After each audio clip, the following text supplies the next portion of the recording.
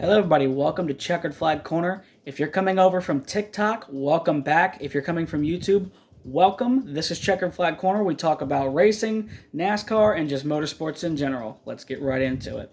Now, if you saw the Indianapolis road course race just a few moments ago, you'll notice that there were a lot of spins today and a lot of good cars taken out for just a plethora of different reasons. But I do want to start talking right away about the Kyle Larson-Ty Dillon incident. The initial broadcast actually originally missed the live incident. We got to see it through replay, though. And as you can see, Kyle Larson going into the first turn at Indy ran full speed, tried to turn, tried to make the hit a little softer, but still ended up hitting Ty Dillon at full speed, took both those cars out. It was to the point where he got out of the car directly after, and he went to go check to see if Ty Dillon was okay because it was such a big impact. One of the more rough impacts that we've seen this season, just out of any of the races, Road America, Indy, Daytona even. This looks like something you'd see probably at Daytona or Talladega. A hit like that just doesn't happen that often on a road course these days. That first turn has been very, very troublesome for a lot of drivers today, and it wasn't as troublesome last year, but last year the main issue with the race itself happened to be from the turn covers, the turtles, in the turns. They were coming up last year. Race control ended up having to fix these issues during the race, and a lot of good cars got tore up because of the track itself last year. Thankfully, those issues did not arise again for a second year in a row, because that just made last year's race god-awful to watch. Indy did kind of redeem itself for me. I still miss the original oval format, the original Brickyard 400 running of the race, but I'm a fan of road courses. I like road courses. They're always fun to watch. Reddick did end up winning his second win of the season. Second race of the season, and it comes yet again at a road course. Of course, earlier this season, he won at Road America, his first Cup Series win, also battling Chase Elliott. Chase Elliott did get taken out in that crash right there before the last restart, where everybody kind of just bottlenecked into the first turn. Everybody got spun, everybody got turned, hit in different ways.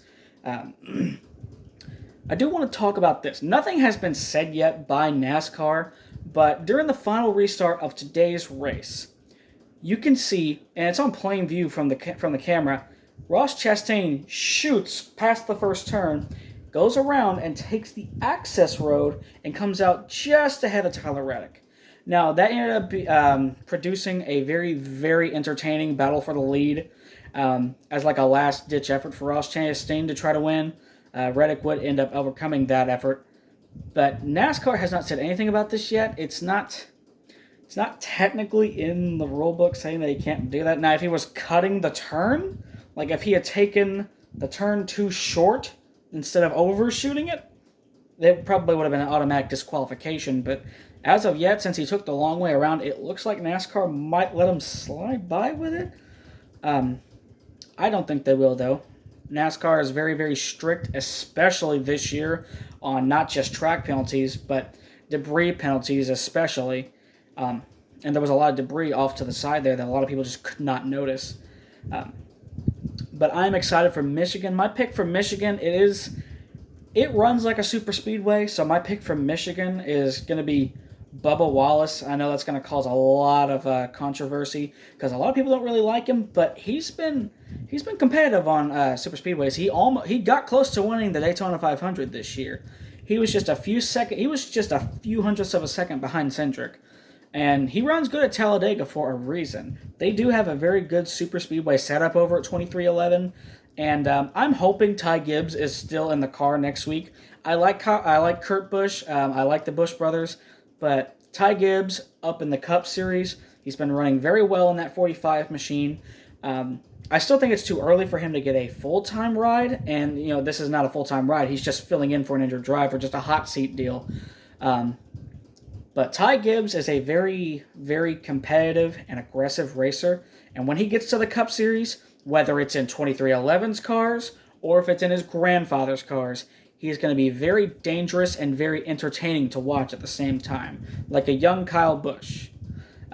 I'm very excited for that day. I love watching Ty Gibbs race, just a lot of fun. You don't go out and race part-time in the Xfinity Series and win multiple races in your first year, not even full time. And there's a reason why he was brought up so early to the Xfinity Series. It's because he's talented. It's not because of his namesake. Sure, the name might be a little bit of it, but he still had to earn his right to get onto the team. And that talent shows. He's got talent, he's got racing prowess, he's got a good background, and his grandfather has won multiple Super Bowls, multiple NASCAR championships, multiple Daytona 500s, has had a lot of good drivers on his team.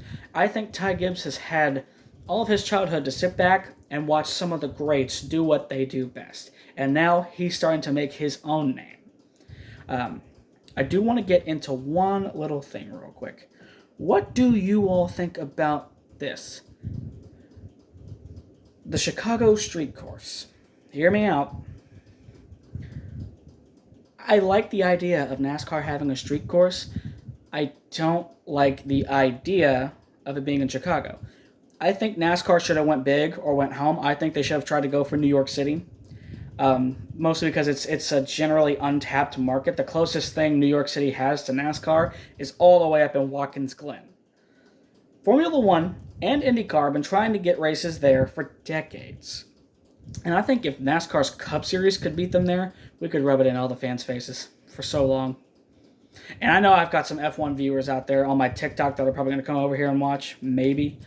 But nothing bad against Formula One or IndyCar. I love both those series. I love to watch them. They're very competitive as well. But, NASCAR fan at heart, got to go with NASCAR. I know Formula E is over in New York City. They've got a New York City street course, but it's kind of boring to watch. That's why I don't like watching the electric cars race. You don't really hear the same sounds, and you don't see the same sights. It's not as big of a spectacle as normal, regular, non-electric racing. That's why I'm a little iffy on NASCAR's upcoming attempt at an electric series. But we'll talk more about that in another video, because I've got a whole video planned about that within the next few weeks. But let me know what you think. Until next time on Checkered Flag Corner, see you in Victory Lane.